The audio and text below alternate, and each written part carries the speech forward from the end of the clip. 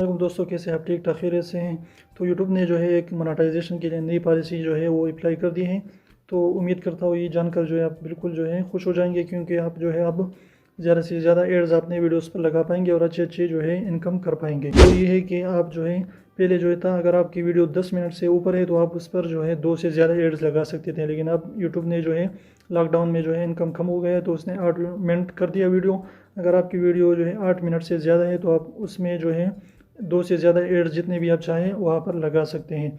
तो इसकी 2 सेटिंग मौजूद है, तो आपकी जो है यूट्यूब स्टूडियो में वो खुद ब खुद आ चुकी होंगी।